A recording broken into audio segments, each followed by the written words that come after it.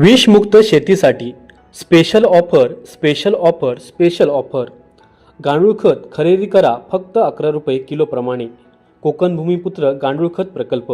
आमच्याकडे उत्तम दर्जेदार खात्रीशीर गांडूळ खत, व्हर्मी वॉश, गांडूळ खताचे बेड, वेस्ट डिंग प्रोसेस तसेच गांडूळ बीज मिळेल. गांडूळ खताची वैशिष्ट्ये: 100% खात्रीशीर गांडूळ खत मिळेल. जमिनीची उत्पादन क्षमता आणि सुपीकता वाढवण्यासाठी मदत करते. जमीन भुसभुशीत होऊन पोत सुधारण्यास मदत करते.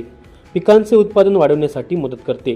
कमीत कमी खर्च जास्तीत जास्त उत्पादन. गाय आणि म्हशीच्या शेणापासून बनविलेले 100% शुद्ध नैसर्गिक गांडूळ खत मिळेल. घरपोच डिलिव्हरी देखील उपलब्ध. अधिक माहितीकरता आजच संपर्क साधा. प्रोप्रायटर प्रशांत पेडणेकर. मोबाईल क्रमांक 7710 00 66 77. आमचा पत्ता मुक्काम पोस्ट कुंभवडे, तालुका कणकवली, जिल्हा सिंधुदुर्ग. कोकण भूमिमित्र समृद्ध शेती संपन्न शेतकरी. जिल्ह्याचे पालकमंत्री हे कार्यात असफल झाले हा दाखला त्यांच्याच भावाने कालच्या ट्विट करून दिलेला आहे.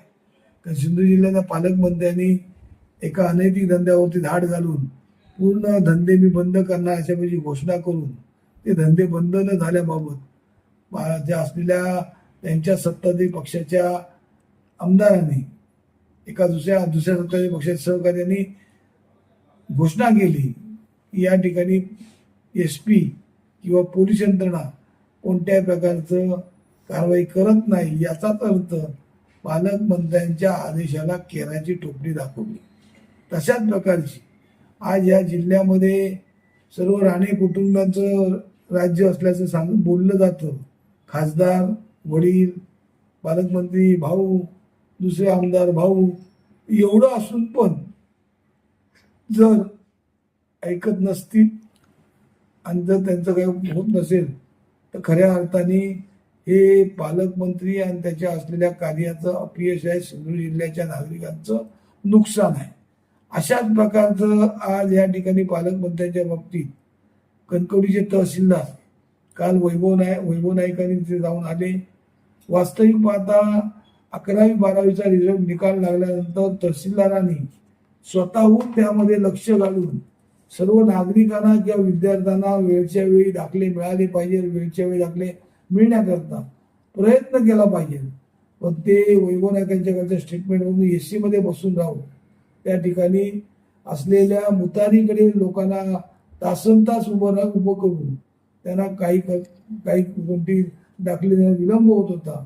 त्याबाबत वैभव नाईकांनी काल त्याच्यात सुरुवात केली. पण पाहता तहसीलदारांनी आज या ठिकाणी असताना जे महाराष्ट्र शासनाने 9:30 ते 5:30 हे कार्यालयाचं वेळ असताना 5:30 नंतर तहसीलदार 9 पर्यंत कशासाठी बसतात आणि त्या ठिकाणी असलेले मायनिंगचे दलाल, जमिनीचे दलाल किंवा कामं करणारे दलाल त्या ठिकाणी का गिरट्या घालतात ह्याचा खऱ्या अर्थाने संशय घेण्याची गरज आहे. कारण त्या ठिकाणी माहिती घेतली असता प्रत्येक जमिनीचे रेट वेगवेगळ्या, शेतीला वेगळा रेट, अमक्याला वेगळा असल्या, वर्ग 2च्या जमिनीला वेगळा रेट, अशा प्रकारचे दरपत्रक असल्यासारखं एजंट दरपत्रक घेऊन फिरतायत. आणि अशा पद्धतीने तहसीलदार या ठिकाणी आज असताना त्या ठिकाणी कोणत्याही मायनिंगच्या प्रकरणावर मायनिंग बिकडणे कार्यालयातून बाहेरच पडत नाही. पण तिथे संध्याकाळचे मायनिंगचे हप्ते मात्र तिथे त्यांना येत असतात. त्यामुळे तहसीलदार आज हेच तहसीलदार परत आता पालकमंत्री पाठीमागे लागून देवगड मध्ये रिक्त झालेल्या पदावर आपण या जिल्ह्यात राहू अशा प्रकारची चर्चा आता जनतेमधून किंवा कार्यकर्त्यांमधून किंवा दलालांमधून येत आहे. त्यामुळे पालकमंत्री जिल्ह्यात अशाच प्रकारचे अधिकारी भ्रष्ट अधिकारी ठेवून जिल्ह्यातल्या नागरिकांचा, जिल्ह्यातल्या असलेल्या सर्व थरातील लोकांचं नुकसान करत आहेत. कारण ज्या जिल्ह्याचे माध्यमिक शिक्षण अधिकारी शिंपी यांच्या बाबतीत सभागृहात मोठा गदारोळ झाला. त्या गदारोळानंतर त्यांना सक्तीच्या रजेवर पाठवून चौकशी केल्यानंतर त्या असलेल्या शिक्षण खात्याच्या संचालकांनी परत त्यांना सेवेत घेण्यासाठी जो निकाल दिला याचाच अर्थ मंत्र्यांचं कुठे काही चालत नाही आणि सरकारचं अधिकारी ऐकत नाही हे स्पष्ट झालेले आहे. आज मोठे नितेश राणे मराठ्यांचे किंवा मराठी माणसाचा मसिया समजतात पण आज ज्या मराठी माणूस किंवा असलेले सर्व महाराष्ट्रजन ज्या महाराजांच्या नावावरती राजकारण करतात, शिवाजी महाराजांच्या, त्या शिवाजी महाराजांचं एकमेव मंदिर सिंधुदुर्ग जिल्ह्यामध्ये, अख्ख्या जगामध्ये एकमेव मंदिर सिंधुदुर्ग जिल्ह्याच्या किल्ल्यावरती पेशव्यांनी बांधलेलं आहे. त्या मंदिराला 1 लाख आणि असलेल्या कबरीला 2.5 लाख हा वार्षिक खर्च. तो खर्च आता हिंदू जनजागृतीवाल्यांनी तो खर्च 12 लाखापर्यंत द्यावा अशी मागणी केलेली आहे. हिंमत असेल आणि जर खरोखर मराठ्यांचे मत्स्या म्हणतात तर नितेश राणेंनी 12 लाखाची मागणी त्यांची पूर्ण करून दाखवावी. कारण नितेश राणे काही करू शकत नाही, सरकारकडे काही पैसे नाहीत.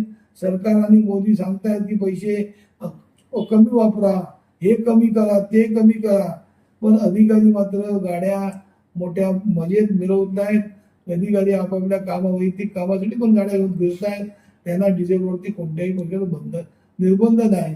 याकडे पूर्णतः नितेश राणेचं पूर्णतः दुर्लक्ष आहे. त्यामुळे जिल्ह्याचा पालकमंत्री फक्त घोषणाबाजी करतो, घोषणेतून जनतेला काय मिळत नाही आणि घोषणेतून काय विकास काय होत नाही, अशा प्रकारचा पालकमंत्री जिल्ह्याला नसणे हेच खऱ्या अर्थाने जिल्ह्याचा विकास होणे आहे. समर्थ न्यूज चॅनल यूट्यूबवर सबस्क्राईब करा व बेल आयकॉनवर क्लिक करा आणि रहा अपडेट.